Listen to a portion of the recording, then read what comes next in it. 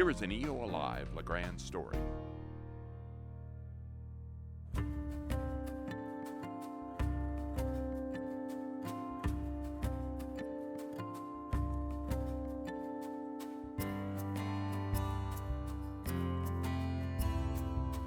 You guys are very well aware that we have a multi-agency effort here where we are partnering in a mass casualty incident response.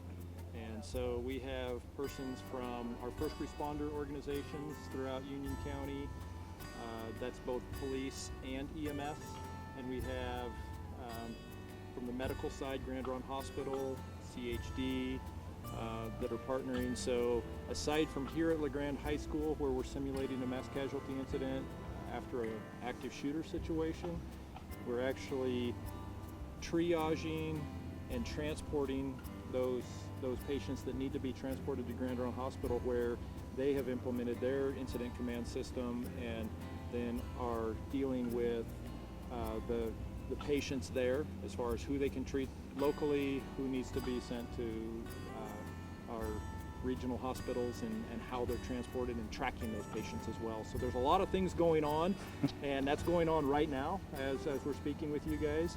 So unless you guys have some questions right up front, we're just going to take you, well probably, what do you think, start at the start right up here and give them a kind of an overview. Good.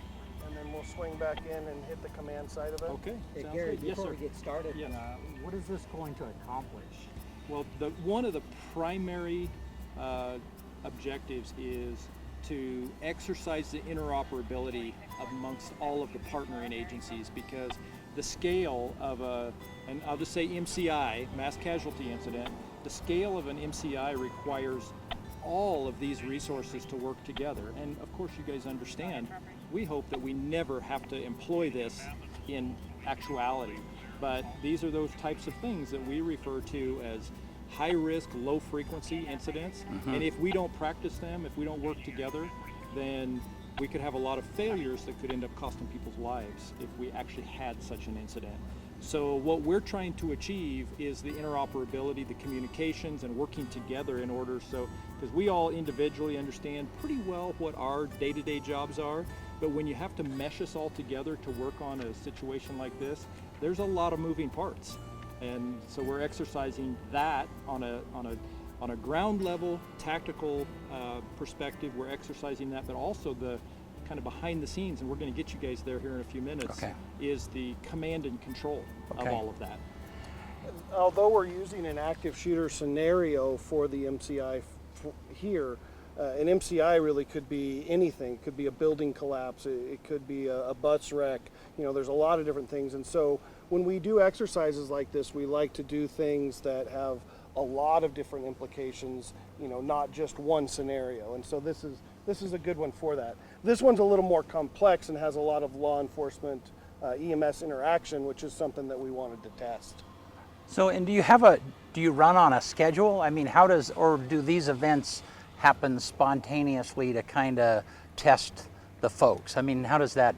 We do a couple a year usually, and it usually comes from either the PD or Grande Hospital, and you know, we work together a lot. You know, being small is our greatest weakness, but it's also our greatest strength, you know, because we work together all the time. And so I believe this one started with Grande Hospital, then we went to the PD, reached out to the EMS agencies, and so it really kind of built on itself that way. Okay. We'll do a full-scale exercise like this about once a year, and then it takes about that long to plan it, and then to recover from it in the end, where we're actually briefing, you know, sort of what happened and trying to fix the things that we want to get better at.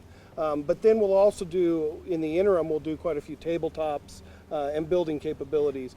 This has been something that we've been working on with the school for a couple years to make something like this happen. And so we're going to be following up with some tabletop drills with them as well. Okay. And I meant, like, on this day itself, is there like a schedule or an agenda you guys are running through, or how does that? Of course, you know, hello. Hi. Administratively, you know, because we have a lot of different, you know, we have in the neighborhood of 75 role players today. Wow.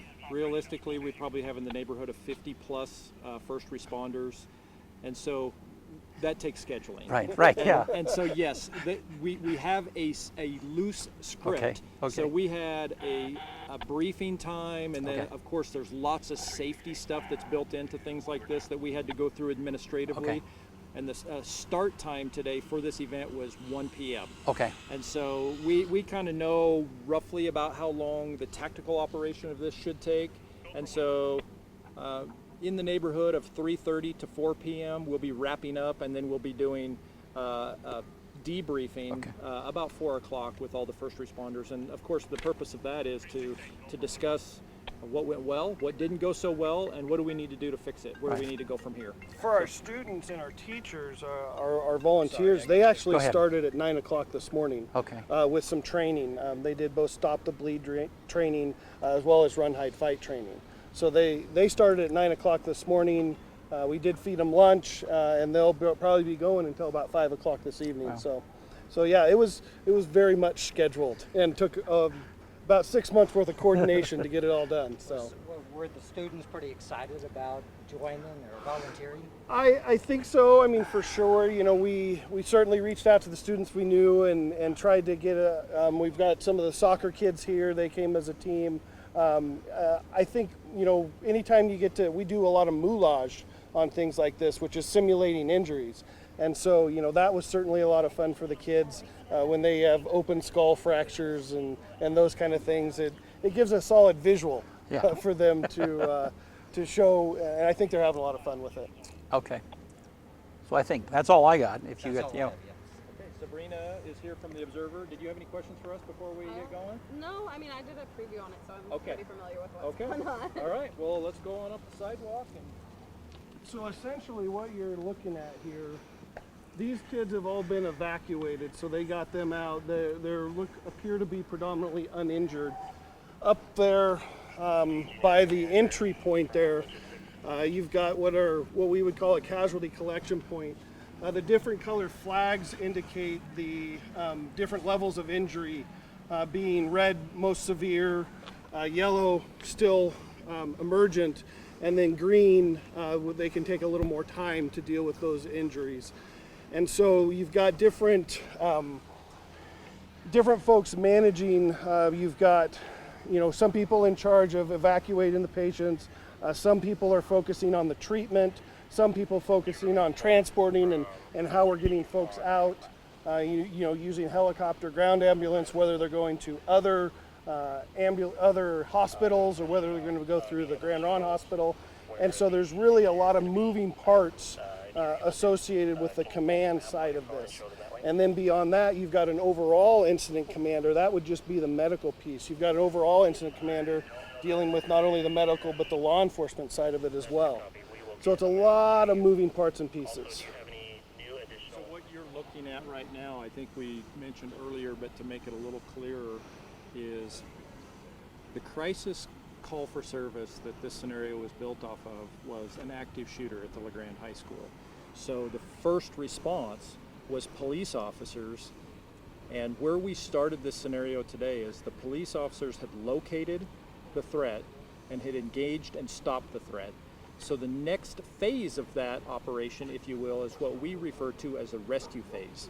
And so that's where we started this drill, where we have police officers and EMS personnel who are working together to go into the crisis site and triage the persons inside. Some of them are uninjured, some of them are injured, and the injuries, of course, are varied. And so the EMS personnel have to make decisions about who are they going to evacuate first. And then that's where, as JB was saying, they're bringing them out to what we call a casualty collection point. And then the decision is made. We have persons who are in charge of that location, and decisions are made about who needs to be transported first. Okay. So that's what you're looking at. Cool. So we're going up.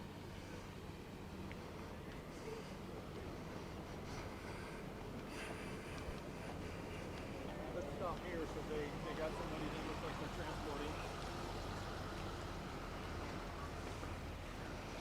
So they actually brought nurses down from Grand Ron Hospital also, which is something that we're exercising. We've never really done that before.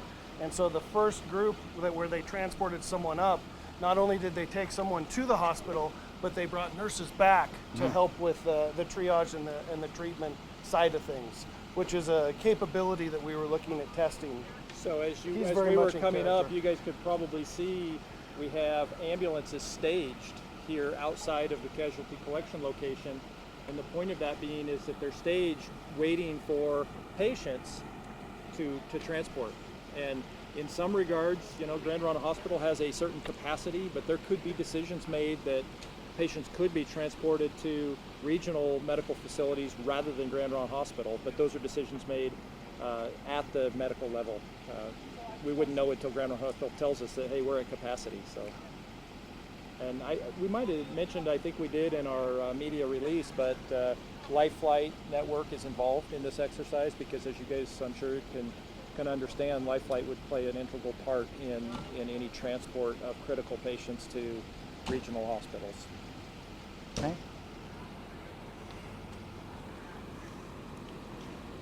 You guys have any questions yet, based upon anything that we've already talked about?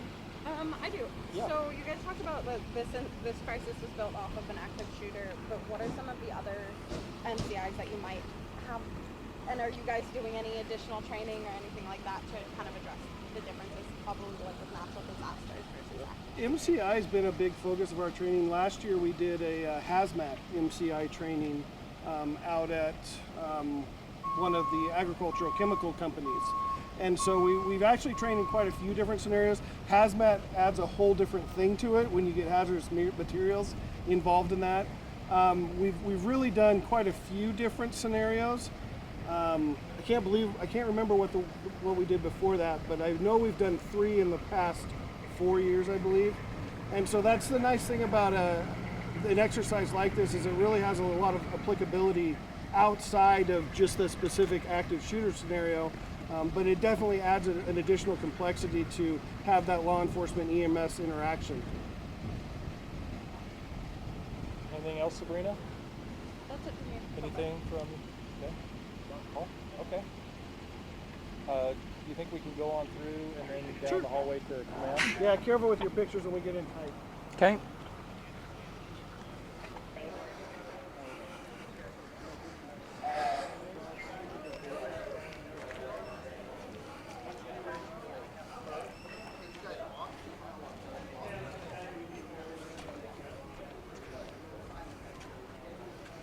Thank you.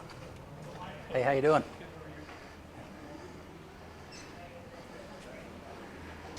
So for the sake of this drill, the crisis was confined to what we refer to as the new portion of Grande High School. It's not new any longer, but it's newer. The crisis was confined to the westernmost building of Grande High School's complex. So we just entered what we call the old building, the east building, and what we have done is administratively we have the command post set up in one of the schoolrooms here. Now, in actuality, we likely would not have the command post for a crisis operation of this scale with the ongoing dangers that this type of a situation presents located so closely. But for sake of just administrative operations today, we've done that. So Okay. we'll go on down the hall. Go ahead. But one of the procedures then is, in a crisis situation, to set up a command post, right? That's right. Yeah. And how does that work? I mean, how do Yeah. you decide that and so on? Well, it largely depends upon the type of crisis and the scale and how long the crisis, how long are Right. we going to have the command post stood up.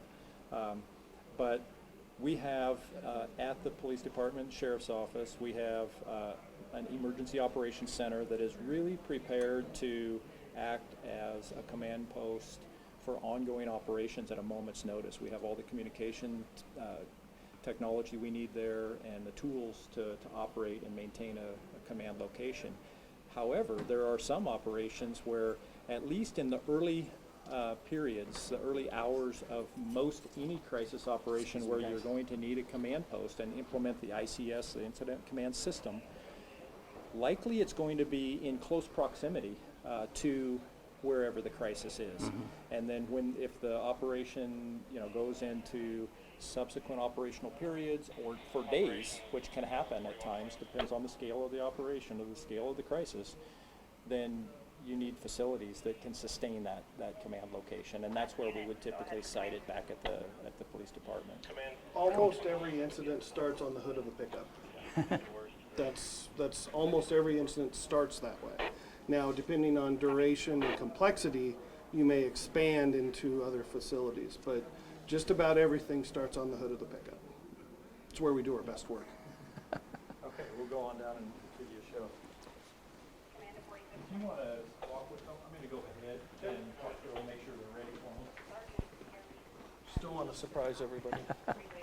Hey, here's a microphone. Yeah, that's right. So what do you guys think so far? Cool. It's awesome. Yeah. It's very, I'd say we've been working on this for a solid 6 months, maybe even just a little bit longer to get all the partners in place. So a lot of coordination. Yeah. My uncle just completed something like this at the college that he works at, Where's that? in Long Beach, in Oh, okay. California.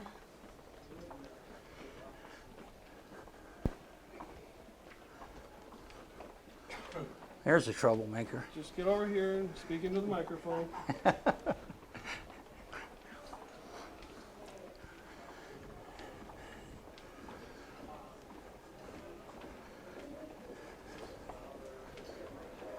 All right, so here we are. A little busy.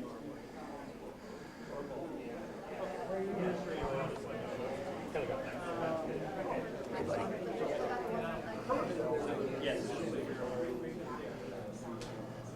Swing around. So, give you a quick and dirty, quick brief here. So the folks from the school district are largely observing at this point. They're learning, and so the sort of from here over, we've got the command elements. We've got Chief Harvey as the incident commander, Chief Harvey has a lot of experience as an incident commander, and then Chief Cornford is running the medical side of things.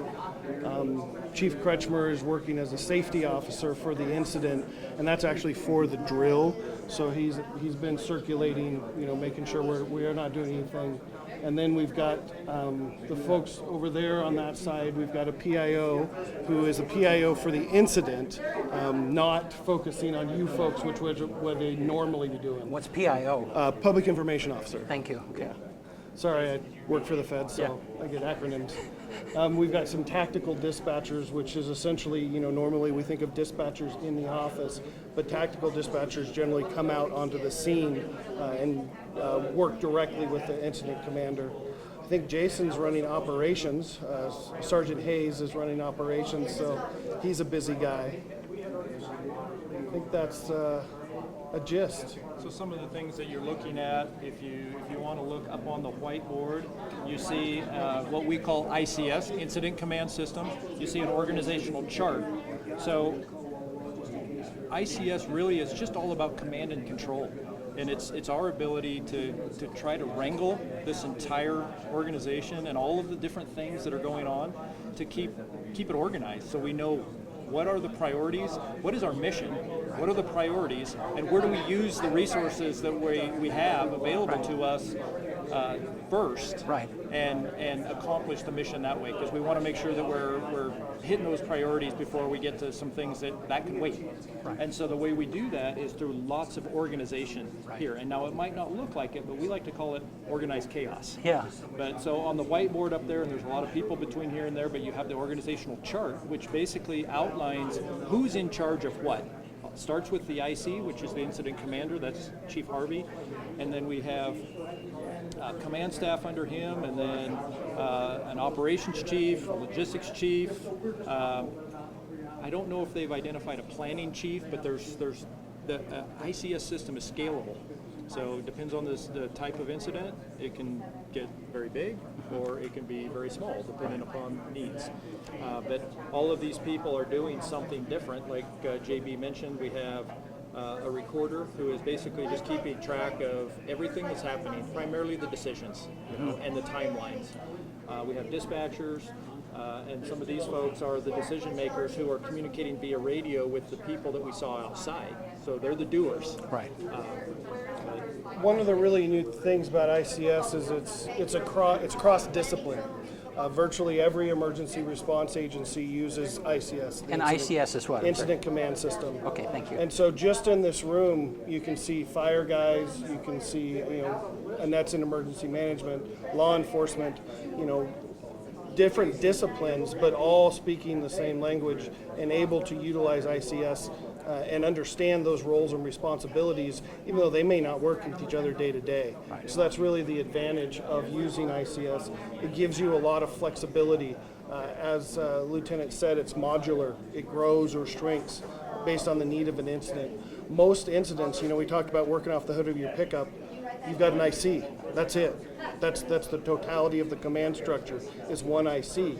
And maybe a couple officers or a couple firefighters. But then as the incident complexity increases, you expand that incident command structure to address that complexity and maintain accountability, maintain situational awareness, to maintain all those needs. Yeah. I would imagine that the chart, the priorities is really important if there's a surprise, the situation changes. Which we'd expect it to. Yeah. It always does. Yeah.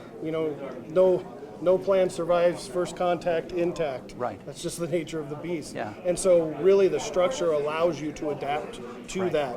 Right. As other things, you may think you start with a law enforcement issue, but it becomes a fire issue, and so how do you address that? Right. You can include that in your structure to deal with that, and fundamentally maintain accountability. Right. We got to know where people are. Right. And the only way to do that is to have some sort of an organization to how you're going to respond. Okay. Something worth noting is we commented here that the police chief is acting as the incident commander, so he's ultimately in charge of this entire crisis. That's a decision based upon the type of the crisis, because this is predominantly, there's a lot of medical or EMS response, but if you can understand an active shooter situation, then once the rescue is over, then there's going to be a very exhaustive criminal investigation. So all of the command staff of our partners agree that this type of an incident should be IC'd by someone from law enforcement. But the same type of a situation, like JB mentioned earlier, where we did a drill with a hazmat spill, likely is going to be a command staff member from the fire service because they have a lot more knowledge about that particular type of a scenario.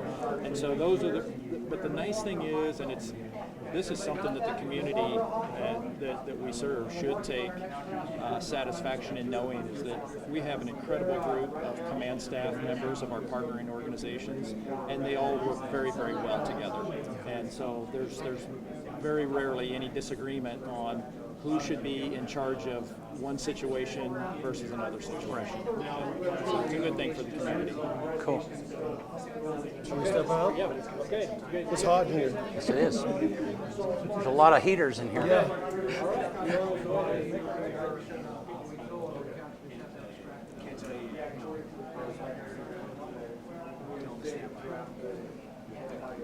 Where's my medical brand? Right behind you. Hey, how you doing? Good. If you guys have any final questions or anything like that, then we'll do what we can for you. And then it's back to work for JD and I. Yeah.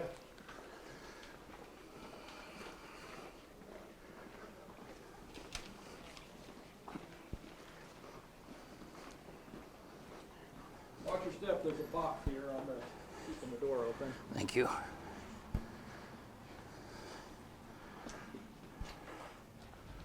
So I think that's kind of what we got for you as far as a tour. Any additional questions we can answer? I think you covered it pretty good. I think I'm good. All right. Well, we'll be around if you guys want to follow up, and like we said, if you want to get a group of us together, once we do this, the next step is we do what's called after action reviews, which is essentially how'd we do? What did we do well? And more importantly, what didn't we do well that we need to improve on, and what plans or training do we need to develop in order to fix that? And so it's a constant process. You write a plan, you test the plan, then you after action the plan, then you fix the plan, then you test the plan again, and so it's all a constant evolution, based on what the next thing is, and so that'll be our next phase. We'll do an after action review tonight, and then we'll have the planning group get together and talk through that after action review and look at where our deficiencies were and figure out what we need to address.